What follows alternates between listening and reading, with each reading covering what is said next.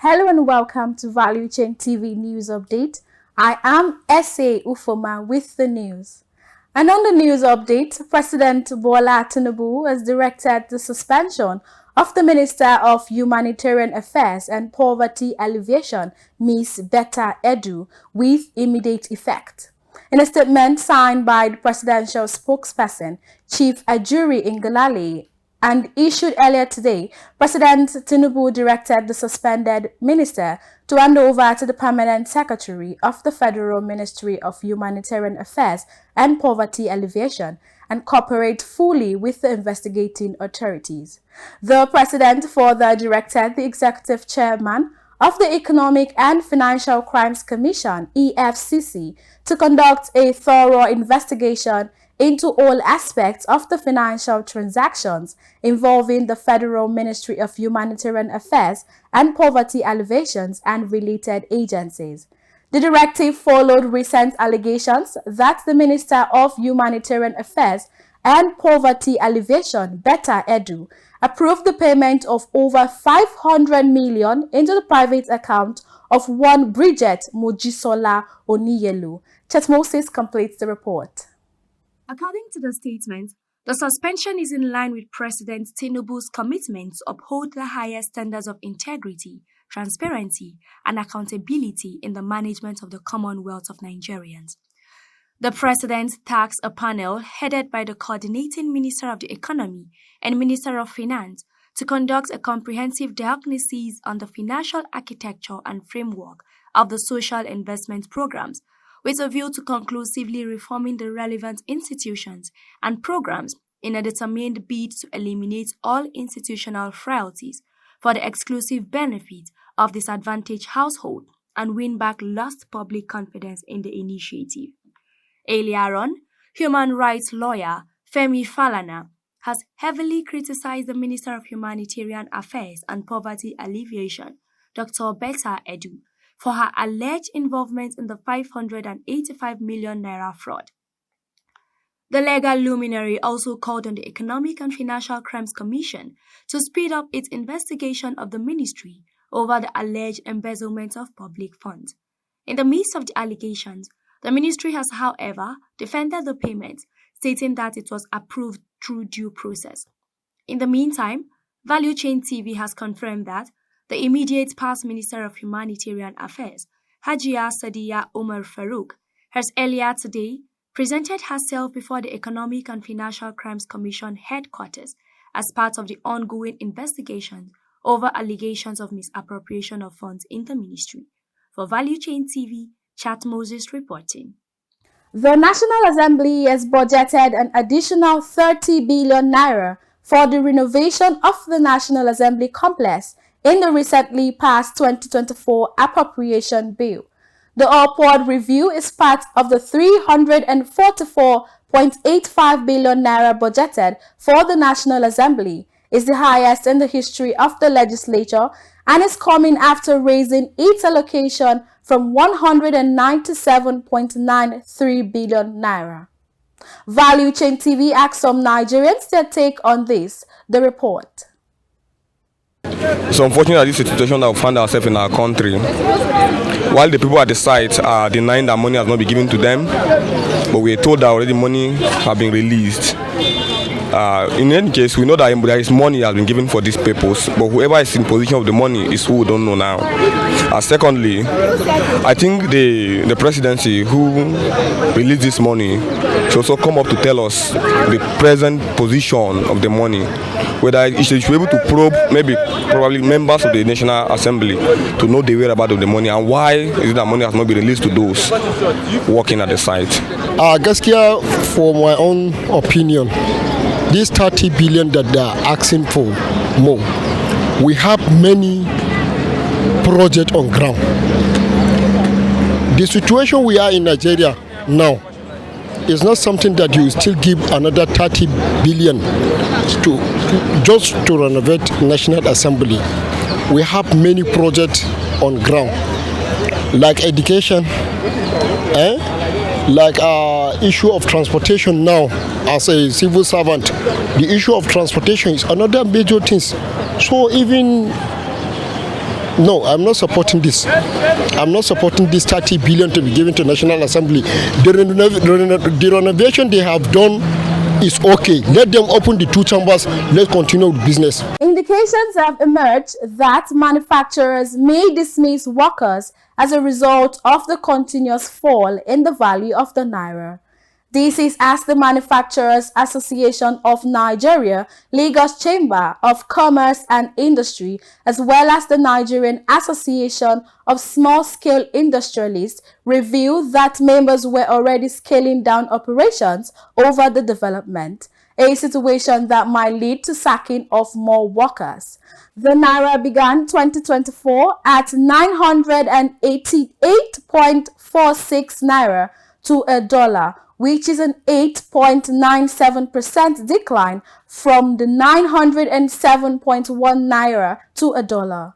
This decline in the value of the naira marked the third time that the naira has closed above 1,000 naira to a dollar on the import and export window.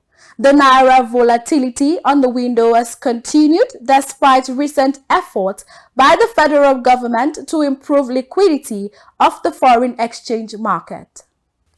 The Petroleum Products Retail Outlets Owners Association of Nigeria is in advanced discussions with 4 offshore refineries to provide 300,000 metric tons of petrol, diesel, jet A1 and cooking gas to the Nigerian market by the first quarter of 2024. The association's president, Mr. Billy Harry, said the move is intended to explore an alternative funding model and alleviate the burden on the already strained Nigerian forex market.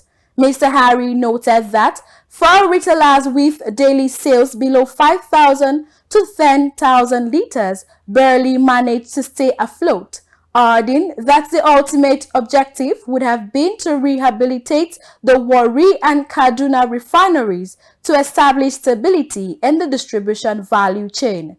Value Chain TV gathered that the recent move by the marketers is in response to some views that suggest that the retail pump price of petrol should be 1,200 naira per liter. An indigenous firm, Nigos International, has signed a $1 billion agreement with Chinese firm New Energy Technology Company Limited to fund and develop gas flaring solutions for Nigeria. Chief Executive Officer and Chairman of Nagos, His Royal Highness Malik Ado Ibrahim, while speaking at the agreement signing, said that the partnership with the Chinese company is aimed at imbibing its new state-of-the-art technology profile to convert flare gas for commercial use. The deal, which is monumental to Nigeria, will help to end gas flaring and introduce Nigeria into the world of green sustainable energy production. Are you a Glow Network subscriber? Reports reaching us has indicated that you may not be able to make calls to MTN soon. The Nigerian Communications Commission has disclosed in a public statement signed by Director Public Affairs Ruben Moka that Globacom subscribers may be unable to make calls to MTN line soon due to the non-settlement of interconnect charges. As a result, the Commission said it has granted partial approval for the disconnection of Globacom from MTN Nigeria Communications PLC. The NCC revealed that at the expiration of 10 days from the date of the notice, subscribers of Globacom will no longer be able to make calls to MTN but will be able to receive calls. The 58 billion naira worth of food palliatives approved for members of the National Assembly by President Bola Ahmed Tinubu for further distribution to their constituents have sparked a wave of controversy among expected beneficiaries. While some lawmakers confirmed receiving palliatives said to be worth 200 million naira for senators and 100 million naira for members of the House of Representatives, others have denied it. This is just as many constituents across the country are accusing their representatives of hoarding the items. Nigerians have reacted to the development. The report. I didn't see anywhere they are doing anything palliative. Okay. And secondly, if they want to do something like this, there should be a follow-up. There should be a follow-up. There should be a task force. A task force, a follow-up, and involve local government chairmen. Also people that follow them up too. Because corruption is everywhere, it's eating deeply. You know what I'm saying? I don't know anybody that got a bag of rice during the festive period, and I was not even aware that they were sharing rice. I think the information was not passed around accurately. So many people were not aware, and I'm just hearing about it today. So I did not know about any bag of rice, and I did not get my bag of rice. Well, this what the government are doing seriously is not right, especially the people in charge who are supposed to disburse this to the common man. They are hijacking it. As I just heard that there was anything, but most people did not know. So the advice is that whatever they should do, they should at least make sure that they reach the people that are supposed to get it. Because if the people don't get it and it's only them confiscate it, it will not help. It's not helping the country, and that's why we are where we are today. President Bola Tinubu has approved the payment of outstanding debt worth 12 billion naira owed to the Nigeria's national team in various sports, including the Super Eagles. According to a statement on the X handle of the President's Media Center, the money is expected to clear the salaries of the senior national team coach running up to 15 months, as well as payment of allowances and promises due to the senior national team and the under-20 national team. Speaking to Value Chain TV, some Nigerians have expressed mixed feelings over the initiative. The report. For me, I think it's a brilliant and innovative approach towards the development of sports in Nigeria, because it seems more like this is the first time a president is coming in and then also making such a very bold step. So I think it's a way forward, and this also looks forward towards expanding the NFA and what's it called again, NFPA, or so the body that regulates sports in Nigeria. So we have to go down on the ground to see how we can begin to dig in talents, within the grassroots, the local government, to see how we can make sports a revenue in Nigeria. According to me, as that situation where Nigerian people are in hungry and they are in the situation that is not good, some are not, like jobless people are plenty, some are not doing, even though you are doing business, the business is not going well.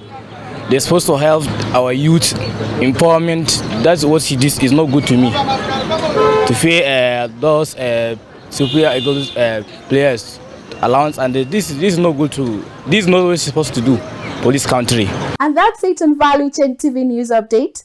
I am S.A. Ufoma. Thanks for watching.